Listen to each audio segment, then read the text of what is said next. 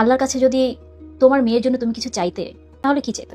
আমি বড় অদ্ভুত একটা চাও চাইতাম, শুধু আমার মেয়ের জন্য না, পৃথিবীর সব মেয়ের জন্য আমি চাইতাম যেন কোনো মেয়ের মা মারা না যায়। কোনো মেয়ের মা যদি মরে যায়, ওই মেয়ে পুরো দুনিয়া হারায় ফেলে।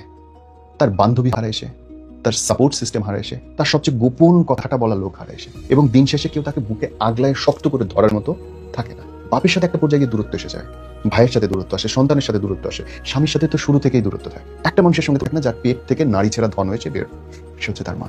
শেষ মোমেন্ট পর্যন্ত একটা মা মরে যাওয়ার লাস্ট নিঃশ্বাস পর্যন্ত সে তার মেয়ের জন্য দোয়া করে, তাকে প্রোটেক্ট করে রাখে।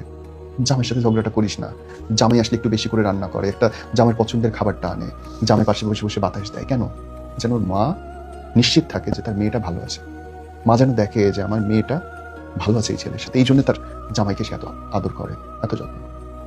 আল্লাহর কাছে সুযোগ পাইলে আমি নিশ্চিতভাবে দোয়া করতাম, আল্লাহ পৃথিবীর প্রত্যেকটা মেয়ের মা হিসেবে অন্তত মাকে বাঁচায় রাখো।